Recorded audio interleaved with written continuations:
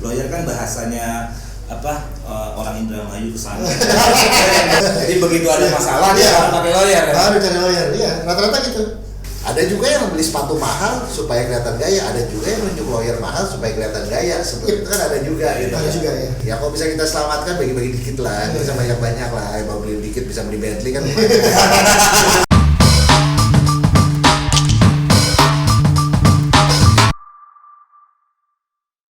Kembali lagi di Breakfast Channel, Breakfast Law and Business.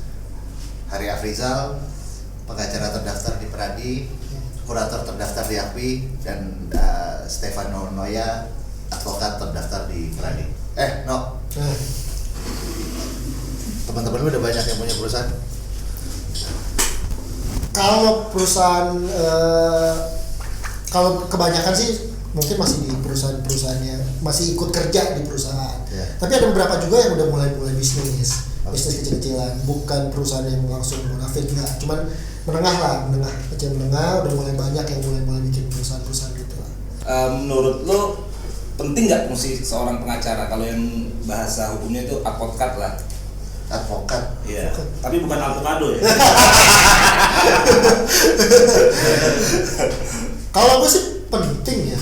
Kalau apalagi untuk pebisnis pemula ya yang bisa jagain dari sisi legalitas selain pengacara siapa lagi? Karena di awal-awal mereka pun pasti belum ngerekrut legal department. Kalaupun ada pasti pun ya nggak secara teliti dibanding para advokat. Nah, based on legal dia menjalankannya. Biasanya mereka juga kalau apalagi yang memang pakai duit sendiri ya, kayaknya ongkos legal juga pasti dibudgeting ke nomor sekian lah. Karena kalau misalnya mungkin gue juga akan melakukan hal yang sama gitu kan. Ini kita harus jelasin dulu, lawyer itu apa sih? Lawyer apa? Apa sih lawyer? Lawyer itu kan profesi kalau berdasarkan undang-undang advokat. Iya, 18 tahun 2003 itu kan advokat kalau bahasa di Indonesia ya. Lawyer kan bahasanya orang Indramayu kesana. Bang dia makanya bahasanya lawyer kan. Kalau di Indonesia itu kan lawyer, advokat, iya, pengacara. Kalau dulu kan kalau lebih itu kan pengacara, penasihat hukum, pengacara, konsultan hukum gitu. Kalau lawyer itu adalah seorang yang memiliki keahlian di bidang hukum ya, yang telah mengikuti pendidikan khusus profesi. Nah itu si pengacara itu sebenarnya cuma hanya bersidang aja kayak di film-film lalu sidang mulia gitu, atau memang kayak keren lah ya, coba. Atau memang ada pengacara yang tugasnya kayak tadi, kalau ada mau mulai bisnis dia buatin perjanjiannya, dia bernegosiasi dan lain-lain apa sih? Ya kadang-kadang kan orang ya itu dia asosiasi pengacara itu pasti orang berasosiasi tentang profesi pengacara itu pasti yang berpengaruh pengadilan yang dari yang sering tampil di infotainment gitu kan, yang memberikan statement lah ya. Sebenarnya kalau di dunia lawyer atau pengacara itu sebenarnya ada terbagi dua. Ada litigasi dan non litigasi. Litigasi itu apa? Nah, litigasi yang seperti Bang Damba bilang tadi, yang suka tampil tuh, yang tampil di pengadilan, tampil di media-media tuh, suka memberikan penjelasan segala macam tuh, yang bersidang termasuk di polisi, dia melakukan pendampingan segala macam lah yang berhubungan dengan institusi pemerintah lah, hukum ya, yang berhubungan langsung kayak kepolisian, yudikatif yudikatif juga. Nah kalau non litigasi itu dia khusus menangani yang tidak ada aspek sengketanya lah, gitu. Seperti membuat review perjanjian, melakukan akuisisi perusahaan. Terus kalau ada perusahaan yang mau IPO itu dia dari awal men-set up sebuah perusahaan secara legal, namanya itu legal due diligence dan berbagai macam lah kalau non litigasi. Tapi kalau yang kita dengan topik kita yang tadi, yang penting kan memulai sesuatu itu kebanyakan memulai suatu bisnis itu adalah lawyer yang memiliki kalian non litigasi gitu. Kerjanya ngapain aja tuh Bang Hari? Ya dia nge-review perjanjian lah, ngeliatin kontrak, termasuk sampai dia melakukan kalau dia buat perjanjian sampai dia melakukan penandatangan perjanjian itu semua dia menggunakan jasa lawyer lah yang bertanggung jawab.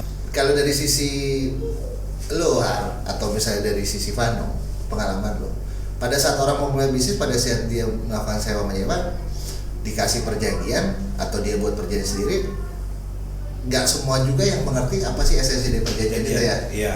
Itu gimana tuh? Nah itulah justru fungsi dan peranan lawyer ya. Kalau dia konsultasi ya kita kasih pengertian lah. Kalau di Kok kita sih lo ya? maksudnya kan gua lawyernya udah dari sebelum makan manis dari lawyer gua born to be lawyer. Waktu Paris jadi lawyer, sebelum waktu Paris pengen jadi lawyer, lu udah pengen jadi lawyer. Pengennya duluan lo. Karena makan manis duluan lahir. Gila ya. Tadi kembali lagi ya. Tadi pertanyaannya apa tadi? Ya Kalau ada dari perjanjian tadi ya. Kalau dia misalnya katakanlah dia menyewa lahan atau menyewa tempat, dia memang memikirkan isi perjanjian itu apakah dia mengerti secara hukum. Kalau isi perjanjiannya gue yakin ngerti lah, tapi apakah implikasinya nanti harus gimana gitu, akibatnya itu biasanya orang-orang awam. Kalau orang-orang yang awal dari bisnis kebanyakan dia kalau baca ya tahu lah dia ya isinya maksudnya, tapi dia kebanyakan nggak mengerti dari tadi yang tadi disebutin implikasinya, memahami maksud dari pasal per pasal itu apa sih gitu. Nah itulah justru peranan dan fungsi lawyer itu yang bisa memberi pengertian lah ke kliennya atau kepada para pengusaha-pengusaha termasuk pengusaha muda itu. Pasal ini maksudnya ini loh. Kalau you nggak melaksanain ini akibatnya ini gitu. Nah itu justru peranan dan fungsi lawyer itu yang sangat penting tadi. Karena kalau misalnya lu bapak lo kaya gitu punya perusahaan gitu, lo mau nggak budgeting buat pengacara atau lo hire pengacara di awal usaha lo? Menurut gua sih kalau bapak lo kaya ya. Iya kalau bapak lo kaya. Tapi lo kayaknya kayak anak orang kaya. Kayak hati aja ada sekarang ini. Jangan kayak itu materi dulu, yang penting kayak hati dulu. Betul, tapi gini, memang orang yang biasanya nggak kaya bilangnya kayak hati. Karena dia mau banggain duitnya nggak ada ya. Oke, menurut gua sih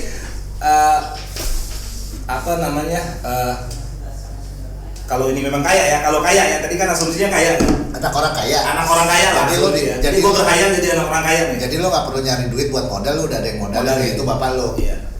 Menurut gua sih peranan dan fungsi lawyer sangat penting ya pada saat sebelum memulai suatu usaha, sebelum menjalankan usaha itu penting karena lawyer itu peranannya kita mengantisipasi hal-hal yang tidak bisa yang tidak kita inginkan di depan tuh udah ada secara legalnya apa nih. Kalau kita dispute bagaimana, kalau kita ada yang prestasinya atau prestasi dalam menjalankan perusahaan itu nggak bisa terpenuhi nanti bagaimana. Yang penting kita tuh nggak salah langkah lah dalam menjalankan usaha. Menurut gua sih itu sangat penting sekali. Maksudnya prestasi kan itu maksudnya lo kalau misalnya dalam kegiatan olahraga prestasi. Iya, nggak maksudnya itu tinggi. Nggak, lo mesti kasih tau dulu prestasi itu adalah hak dan kewajiban lah ya. Iya. Kan di setiap orang itu kan punya hak dan kewajiban, apalagi kalau orang memulaikan sesuatu menjalankan bisnisnya, umpamanya dia ada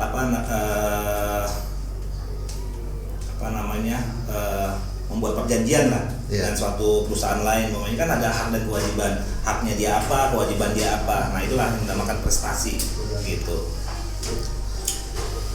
Nah untuk biar menjalankan suatu usaha itu baik, memang nggak sempurna juga. Peran lawyer itu sangat penting.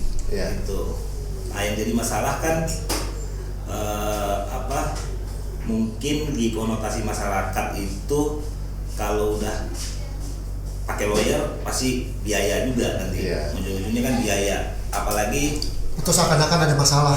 Iya, seakan-akan ada masalah. Nah yang kono ini juga penting juga nih. Masyarakat Indonesia lah ya pada umumnya menggunakan lawyer itu pada saat bermasalah.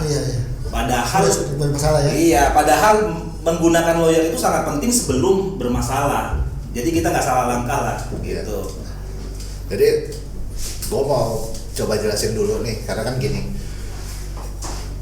Emang kebanyakan orang-orang itu kalau dalam melakukan bisnis itu pandangannya berbeda dengan pandangan orang hukum. Gue merasanya kalau misalnya orang-orang berbisnis itu yang dipikirin hanya prinsip ekonomi aja. Walaupun gue mendengar di beberapa temen gue juga dulu lulusan luar negeri dia ambil bisnis itu di semester awal itu dia dikasih pelajaran hukum. Memang balik lagi bisnis itu akan terus berjalan lebih cepat dibanding aturan-aturan hukum. Aturan-aturan hukum. Tadi balik lagi ngomongin prestasi, ya betul memang dalam suatu bisnis itu ada hak dan kewajiban. Dan memang dalam suatu bisnis itu akan banyak kita mengikatkan diri kepada perjanjian-perjanjian.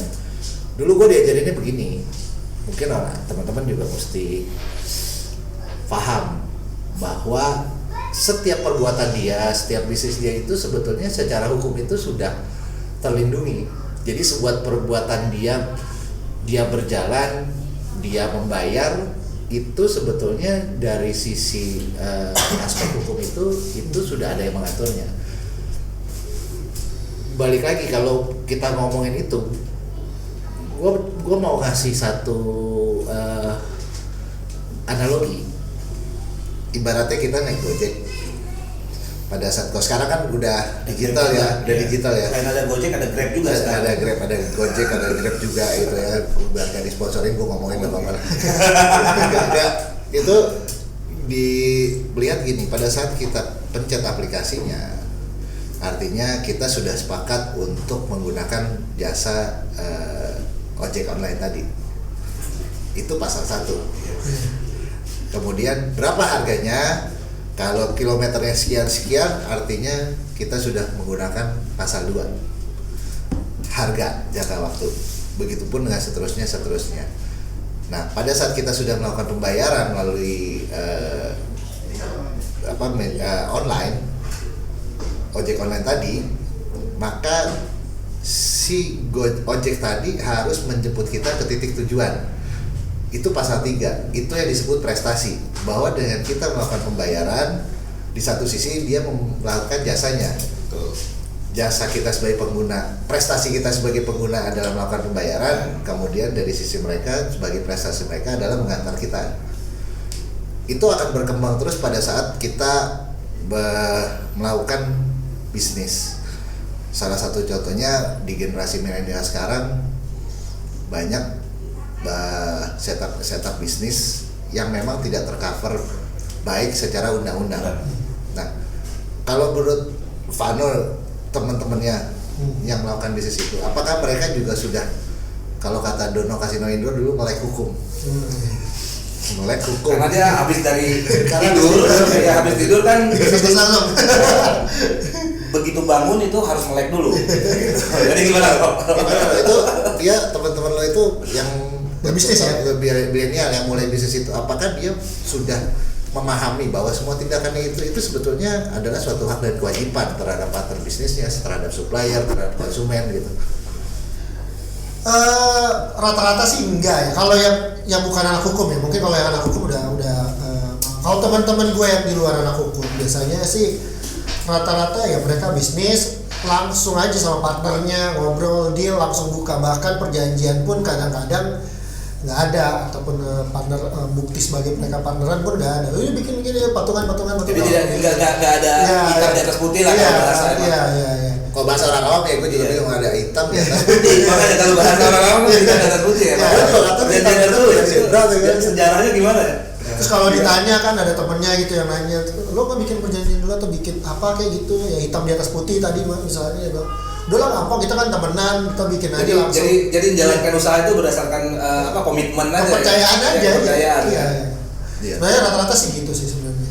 Tapi pada akhirnya mereka pada saat katakanlah mau investasi lah gitu, atau misalnya berpartner dengan teman, mereka juga nggak berpikir pada akhirnya nanti kalau ternyata salah satu partnernya katakanlah wan prestasi itu kebalikan dari prestasi tadi ya. Wan prestasi atau misalnya nipu dia gitu. Mereka juga nggak kepikir gimana caranya. Mereka baru pada saat itu juga berpikir kalau misalnya ternyata dia nipu gue, atau misalnya dia ternyata baru nyari lawyer. Itu dia. Jadi begitu ada masalah dia pakai lawyer. Baru cari lawyer. Iya, rata-rata gitu. Mereka baru ngubungin lawyer atau gue misalnya itu ketika sudah terjerat atau sudah ada LP misalnya ada laporan polisi. atau sudah digugat. Seperti itu. Kalau sudah masuk litigasi, mereka baru melakukan konsultasi lingkungan. Nah di situ biasanya ya itu dia maksud saya gitu, itulah dia. Mungkin juga ada satu kekhawatiran buat generasi milenial karena gini, begitu mereka dalam berperkara, mereka masuk ke dalam litigasi atau dia bermasalah gitu, dia menunjuk lawyer. Dan memang orang biasanya yang teman-teman kita, gak usah yang milenial lah, mungkin orang-orang yang bersinggungan atau bermasalah dengan hukum pasti memiliki kepanikan sendiri kan. Tuh sangat panik kalau Iya. masyarakat yang nggak biasa berhadapan dengan hukum ya. Ya, dan memang di sini mungkin Bang Ari bisa jelaskan apakah semua lawyer mengambil kesempatan itu, mengambil kesempatan dari kekhawatiran seseorang, terus kemudian karena tahu orang itu khawatir, kemudian kasarnya ya udahlah kita tinggiin aja fee-nya gitu misalnya. Jadi orang berpikir, oh bayar lawyer itu harus mahal gitu. Jadi ngomong tarif ya. Jadi Enggak tarif relatif lah. Iya. Jadi biar orang jasa lawyer itu dipakai karena orang itu khawatir, maksudnya jadi si klien bisa ditakut-takutin atau di apa gitu. Ya ada kan mungkin gitu ya. Dengan segala rasa hormat terhadap rekan sejawat tapi ada. Iya. Adalah beberapa oknum yang memanfaatkan kekhawatiran dan ketakutan seorang calon kliennya. Bahkan takut-takutin ya. Bahkan lebih ditakut-takutin gitu. Iya. Tapi kalau menurut gua sih Sebagai lawyer skateboard, karena gua berkecimpung di dunia skateboard dan BMX. Kalau menurut gua sih kalau memang ada sih beberapa teman sejawat lah ya, rekan sejawat ya kan kadang suka memanfaatin kekhawatiran dan ketakutan dari seorang calon kliennya.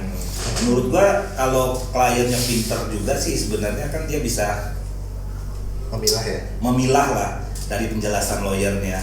Kan dia kan ngomongnya berdasarkan undang-undang atau berdasarkan apa gitu kan bisa bisa masih rasional atau enggak. atau banyak banyak orang juga lawyer yang memang pas pertamanya oh yaudah segini aja, nanti di tengah-tengah dia udah tidak memiliki opsi-opsi lain selain menggunakan lawyer si oknum tersebut, nanti di tengah-tengah mesti bayar gede gitu. Kalau misalnya nggak bayar nanti kamu begini itu ada juga kali. Itu ada juga itu bahkan juga ada kliennya calon klien atau klien lah ya, klien yang udah berkonsultasi ke beberapa lawyer.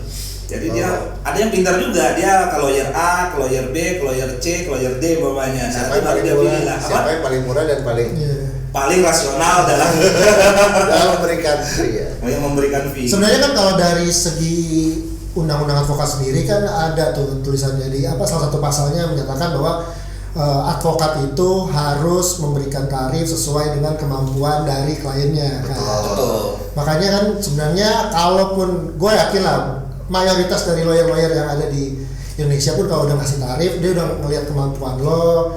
Kalaupun ada yang ngasih harga tarif itu oknum lah kan. Selain kemampuan kliennya, kemampuan ini juga maksudnya nilai perkaranya juga harus diukur. Umpamanya nilai perkaranya cuma 1 juta tapi ditarif 2 juta kan itu udah nggak masuk akal kan, ya kan?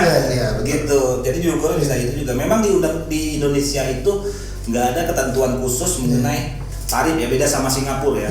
Nah, kalau Singapura dari associate, junior lawyer, senior partner, senior lawyer, partner, senior partner itu kan udah ada ketentuan tarif-tarifnya lah ya. Dan itu juga mempermudah ke masyarakat juga. Jadi gini, tarifnya sama, tinggal dia memilihnya itu yang paling kompeten aja sebenarnya.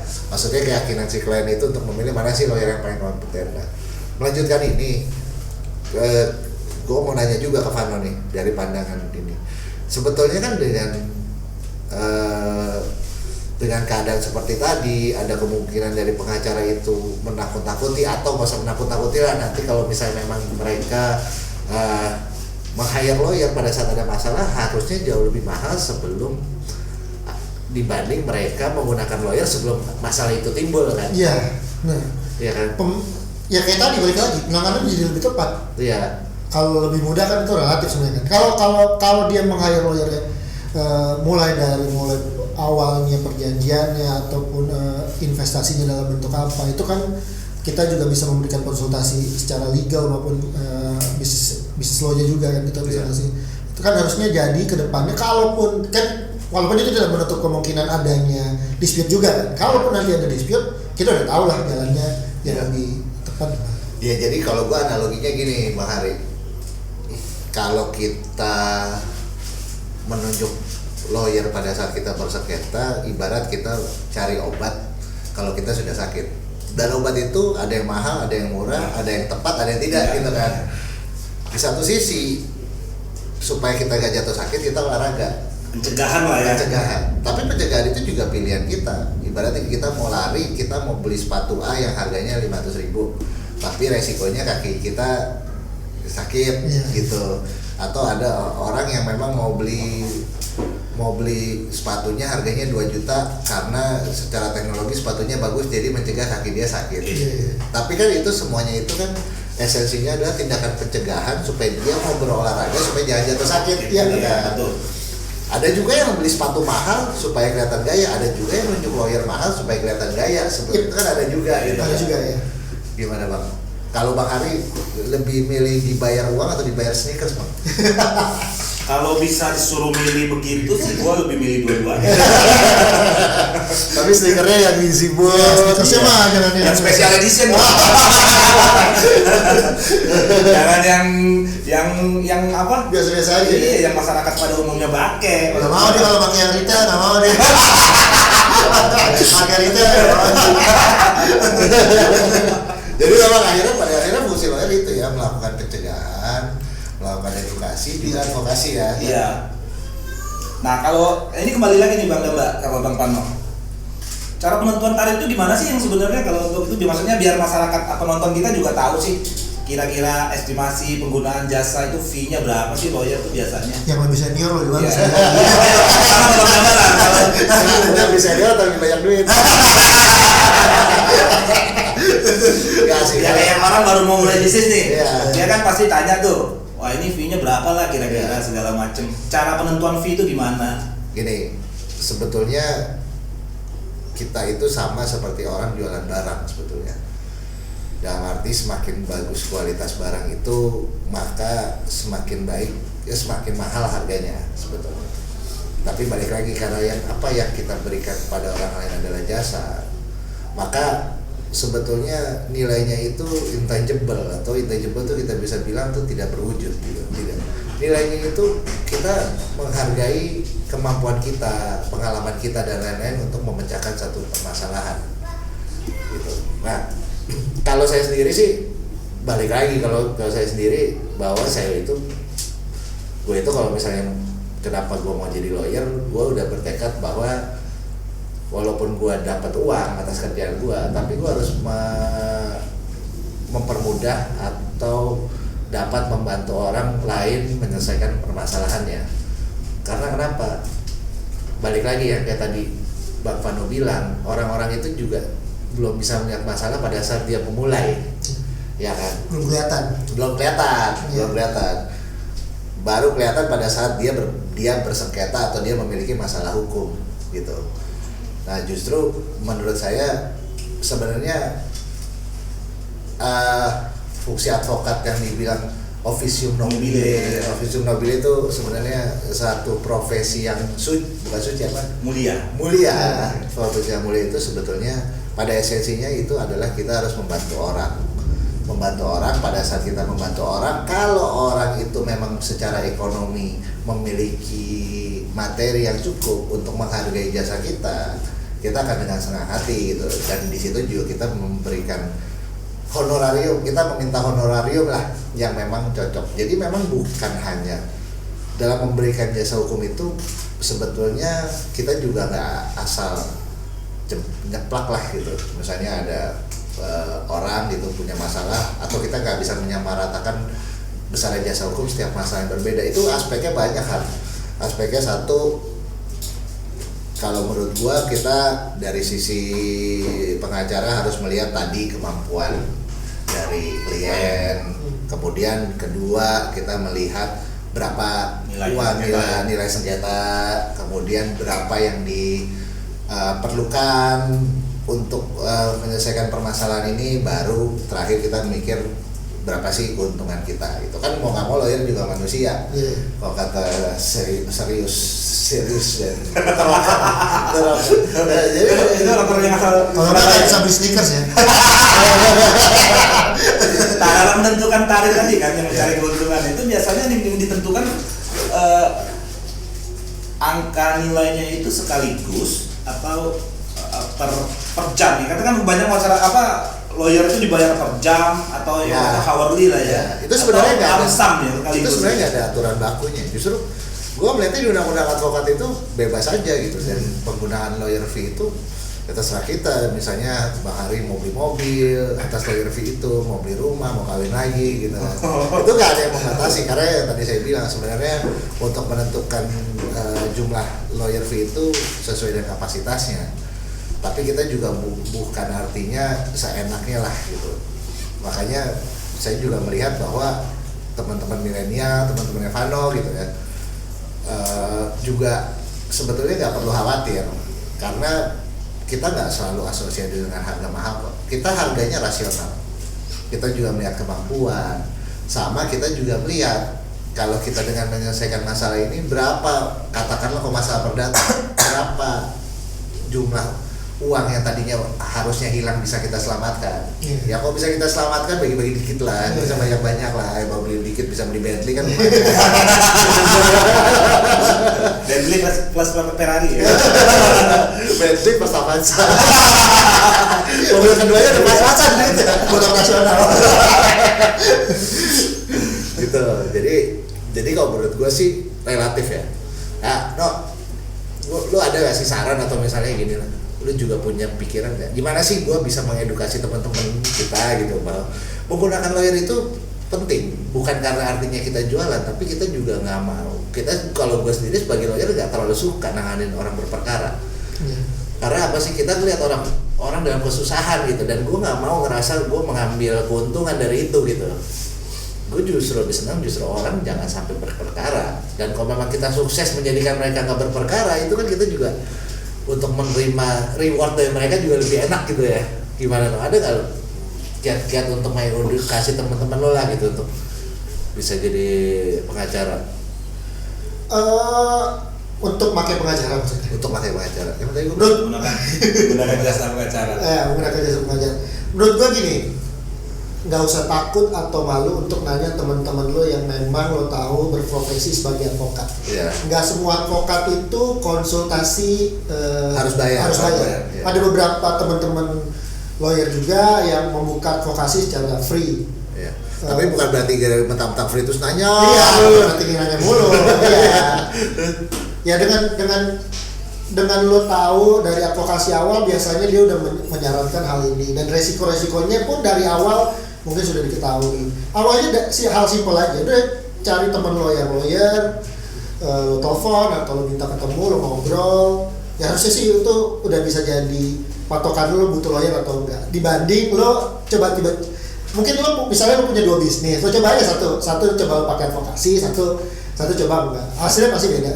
Pasti ada nilai plus lah ya. Setidaknya dalam menyelesaikan permasalahan nanti akan lebih murah kalau lebih mudah. Kok jadi gua ininya jadi asosiasinya kan ke legal film dulu sih. Soalnya pikirannya Bentley terus ya. Bentley apa Avanza? Jadi kalau ekspektasi Bentley yang udah dapat Avanza. Jadi gua berharapnya pada saat gua menyelesaikan suatu perkara dengan baik, memberikan kepuasan kepada lawyer, semua kepentingan klien gue dapat terpenuhi dengan kerja gue emang berharapnya fee yang gue dapat itu bisa beli 2 mobil, Bentley sama Avanza. Karena mobil yang kedua udah habis gitu di Bentley. Gimana Bang Hari? Kalau Bang Hari ada pesan-pesan nggak untuk teman-teman skaters? Menurut gua sih skater nggak.